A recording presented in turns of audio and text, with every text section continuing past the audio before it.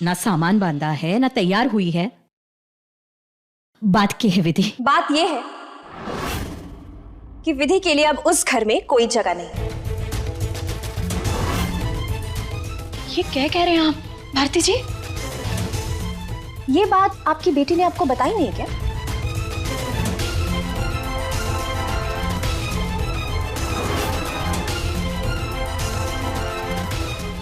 सूरजमुखी जी, मुझे बातें घुमा फिरा के करने की आदत तो है नहीं, इसलिए मैं सीधी सीधी बात बोलती हूँ। जब आपके बेटे शादी के दिन भाग गए थे तब माँ को और कुछ सूझा नहीं, तो उन्हें लगा कि वेद और विधि की शादी करा देते हैं। और वेद ने भी माँ का कहा टाला नहीं, पर आप तो टाल सकती थी ना। पर आप तो खुश हो गई कि एक नहीं तो दूसरी बेटी का तो ठिकाना लग रहा है ना। पर आप विधि से क्यों नहीं पूछते? वो जानती है कि वेद इस शादी से खुश नहीं है।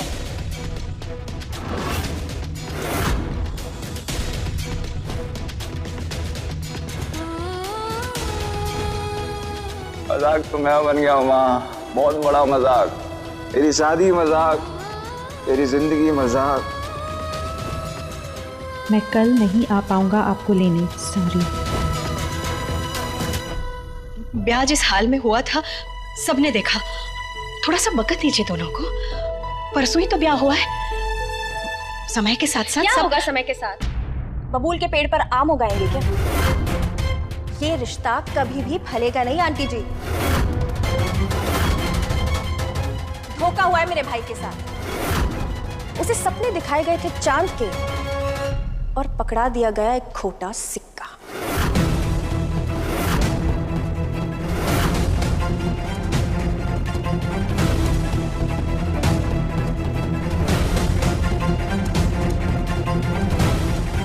तुम्हारी माँ की आंखों पर तो ममता की पट्टी चढ़ी हुई है, पर तुम्हें तो दिखाई देता है ना। तुम तो देख सकती थी कि तुम्हारी और वेद की भलाई किन चीजों में है। अब बेहतर यही होगा कि तुम दोबारा उस घर में वापस मत आना, और अगर माँ पूछे तो कोई बहाना बना देना। वेद के जख्म जब भर जाएंगे तो मैं उसकी शादी कहीं अच्छे घर में करवा दूंगी। और पैसे की चिंता तुम करना मत, हाँ? वो मैं हर महीने भिजवा दूंगी घर खर्च के लिए। और हाँ, मैं एक बहुत अच्छे वकील को जानती हूँ जो तुम्हारी और वेद की शादी कानूनी तौर पर कैंसिल करवा देंगे। और वैसे भी एक दिन की शादी को शादी नहीं माना जाता।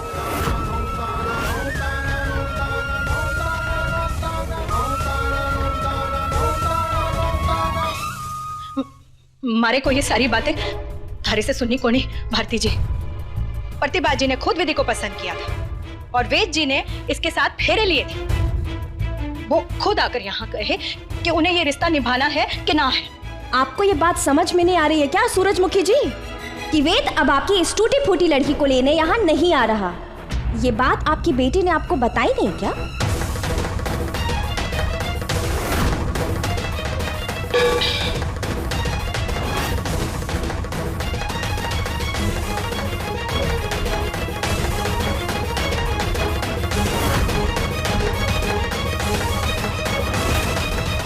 मैं विधि को लेने आ गया हूँ दी।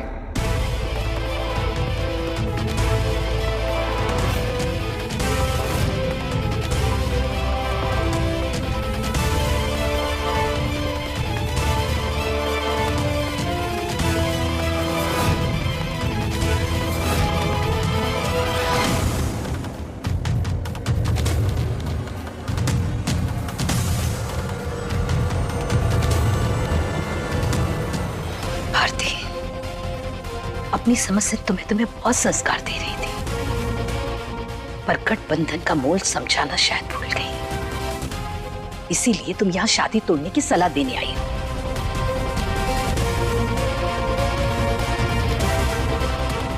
मैंने आपसे कहा था ना कि ये माँ और मेरे बीच की बात है, तो आप क्यों यहाँ? ये बात तो तूने शादी के दिन पर भी कही थी ना लड्डू। और कल तू सड़क पर शराब के नशे में धुत पड़ा हुआ था, और जब कल तुझे घर लाए तो यही बड़बड़ा रहा था ना कि ये शादी एक मजाक है? तो अब बता, ऐसी कौन सी बात है जो रह गई है तेरे और माँ के बीच? पते की बात तो ये है लड्डू कि इस घर की इज्जत अब सड़क पर आकर रह गई है, और इसका एक लौता कारण है ये शादी जो जबरदस्ती तेरी जिंदगी पे थोप दी गई है।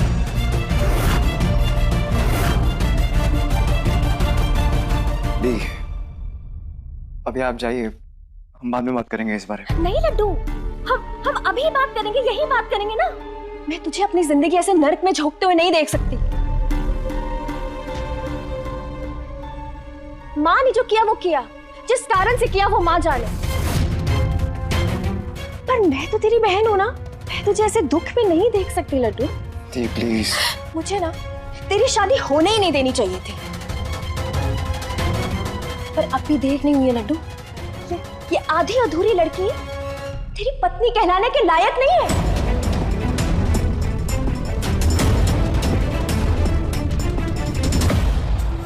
और जो कल हुआ ना, अगर वो दोबारा हुआ ना लड्डू, तो मैं अपने आप को कभी भी माफ नहीं कर पाऊंगी। इसलिए जो भी इलाज होगा अभी होगा।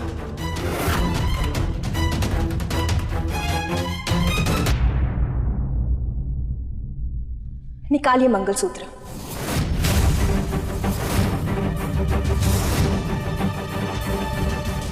तुझे कोई हक नहीं है ये मंगलसूत्र पहनने का।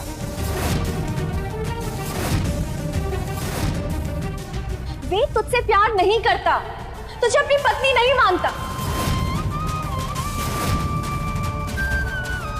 तेरा ये मंगलसूत्र पहनना इन काले दानों का अपमान है।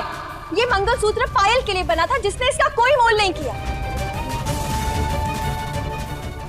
निकाल इसे, निकाल इसे।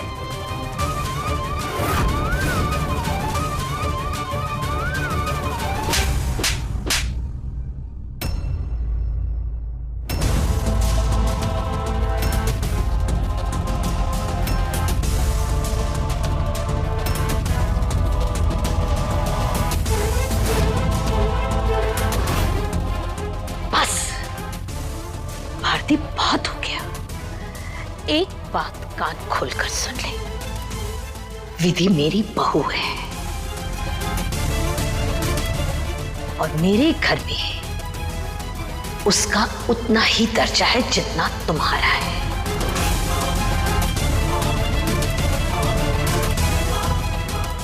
ये बात मत भूलना। नहीं भूलूंगी माँ, ये बात मैं कभी नहीं भूलूंगी। लेकिन आप भी एक बात याद रखिएगा कि आप इस फैसले को लेकर एक दिन बहुत ज्यादा पछताएंगे।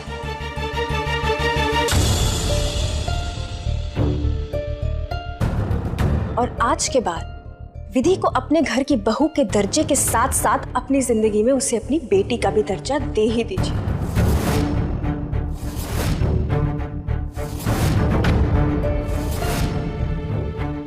कि मैं आपसे अब कोई रिश्ता रखना नहीं चाहती।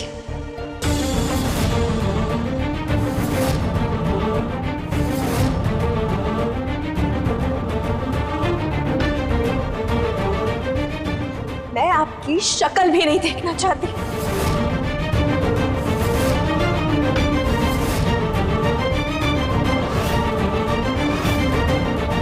और तुम्हें तो बहुत खुशी हो रही होगी ना कि आते ही एक माँ को उसकी बेटी से अलग कर दिया।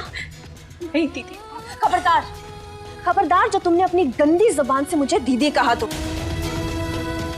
ये पूरा कोठारी परिवार तुम्हें बहू के रूप में जरूर स्वीकार कर ले, लेकिन मैं तुम्हें वेद की पत्नी के रूप में कभी भी स्वीकार नहीं करूंगी।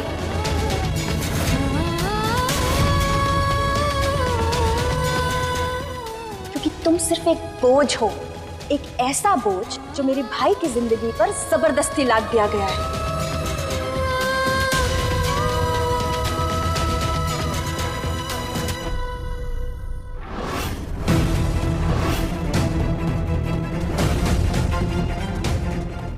दी, दी।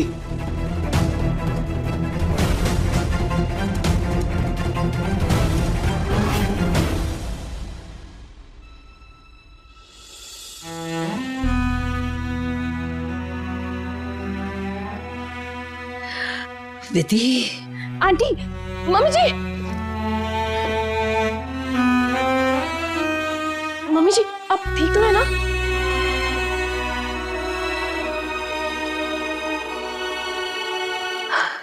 दिव्या, विधि के साथ जाओ, उसका सामान बांधने में उसकी मदद करो। हम आज ही विधि को विदा करके ले जाएंगे। जी। विधि बेटा, जा जल्दी जा।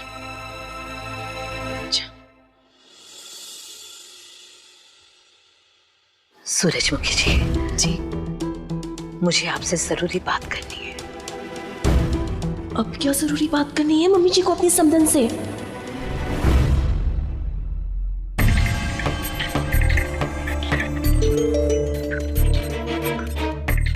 लगता है ये सो गया है।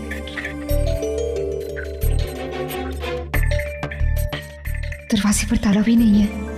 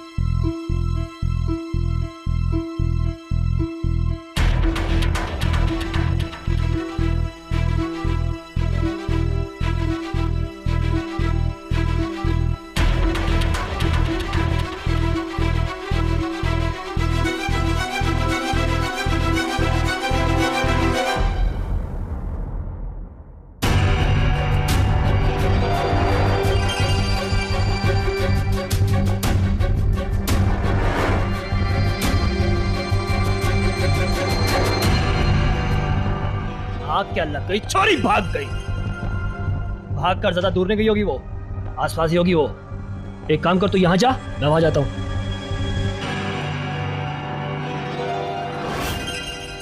मुझे कुछ भी करके दीदू या माँ को फोन करना है, पर कैसे? माफ कीजिएगा समधन जी, हमारी वजह से थारा थारी बिटिया के साथ। नहीं नहीं, आप माफी मत मांगिए समधन जी, माफी तो मुझे मांगनी चाहिए।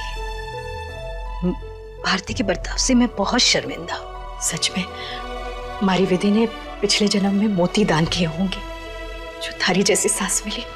आपने खुद कहा था ना समधन जी कि कोई पिछले जन्म का नाता है मेरा और विधि के साथ। सच में कोई गहरा रिश्ता है जो कोई नहीं समझ सकता। लो, बातों बातों में मैं जरूरी बात करना ही भूल गई।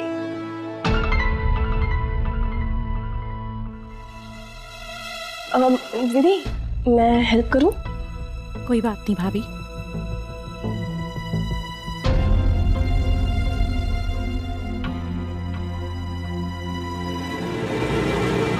ये समधने कमरे में बंद होकर ऐसी क्या जरूरी बातें कर रही है?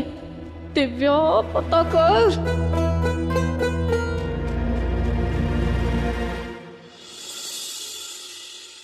वीर जी, भारती दीदी बहुत गुस्से में थी। मैंने रोकने की कोशिश की पर वो नहीं रुकी।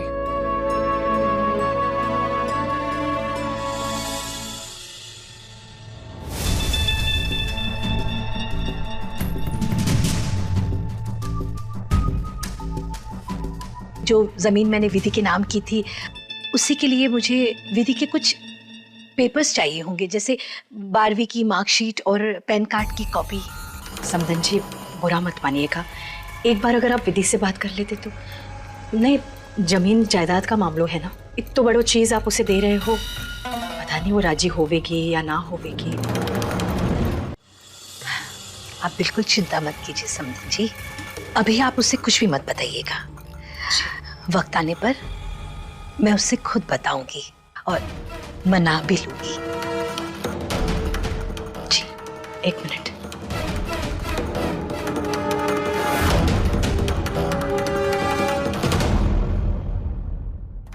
ये लीजिए।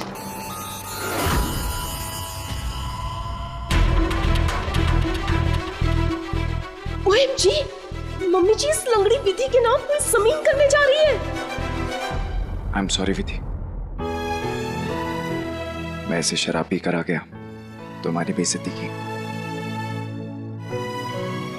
पता नहीं क्या कुछ कह दिया होगा तुमसे। मैंने सुना है इंसान नशे में सच बोलता है। आपने भी सच ही कहा होगा। सच तो आपके मैसेज में भी था।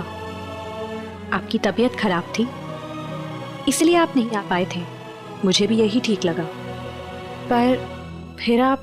मैं नहीं आने वाला था क्योंकि घबराहट हो रही थी, अजीब सी डिप्रेशन हो रही थी, मन ही नहीं कर रहा था।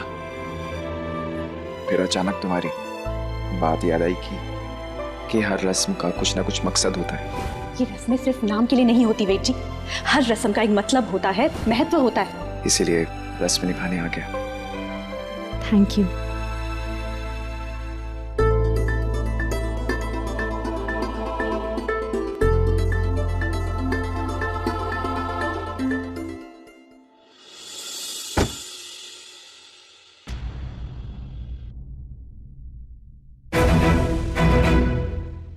चले मम्मी जी।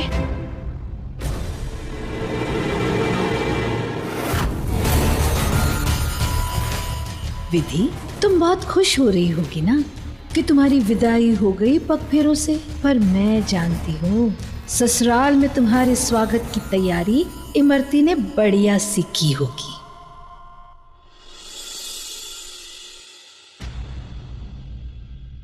दिव्या, जाओ विधि का सामान उठाओ। घर नहीं चलना है? हाँ।